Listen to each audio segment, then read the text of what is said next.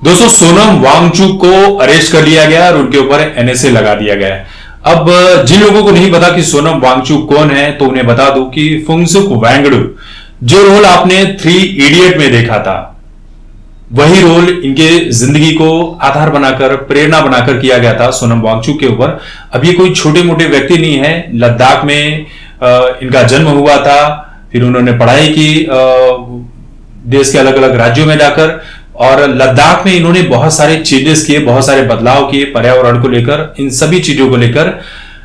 और 2019 में मोदी सरकार के समर्थक रहे हैं। जब धारा 370 भी हटी तब भी उन्होंने समर्थन किया था। बॉयकॉट चाइना का जब मुहिम चला था तब भी समर्थन किया था। मोदी सरकार के बड़े तारीफ किया करते थे। लेकिन जब से लद्दाख में ये दंगे फैले हैं, अब दंगे फैले किस वजह से हैं कि ये 6वीं अनुसूची में शामिल करना चाहते थे और लद्दाख को स्पेशल राज्य का दर्जा दिलवाना चाहते थे, और इसीलिए ये धरने पर बैठे हुए थे, आंदोलन कर रहे थे। शुरुआत में 30 लोगों के साथ बैठे थे।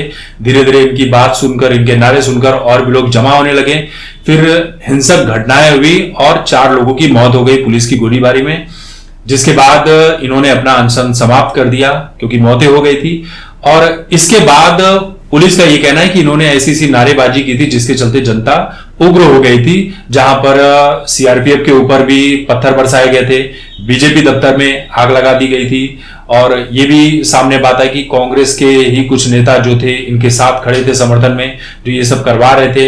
इनके ऊपर देशद्रोह का मुकदमा भी लगा है कि इनको स्पेशल फंडिंग मिलती है फॉरेन से यहां पर ये सब करवाने के लिए। तो इनके एनजीओ का लाइसेंस भी कैंसिल करवा दिया गया एफसीआरए, और इनके ऊपर एनएसए लगाकर इनको अरेस्ट करके जोधपुर जेल में भेज भी दिया गया है। अब जिसके बाद सोशल मीडिया पर 2 तरह के लोग हैं, एक राइट विंग है, एक वो विंग है इंडी गठबंधन वाला, यानी जो विपक्ष वाला है।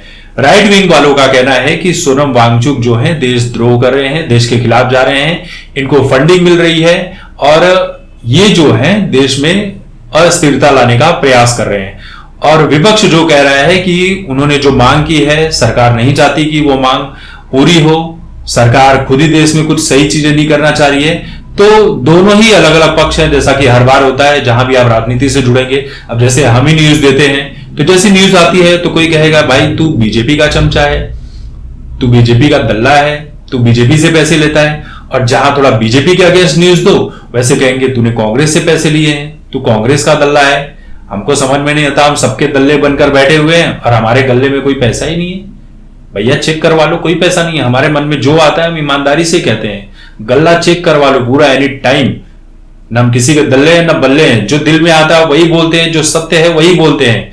दल्ले और बल्ले तो तुम खुद हो, जो कभी सत्य को सत्य नहीं कहते हो और गलत को गलत नहीं कहते हो।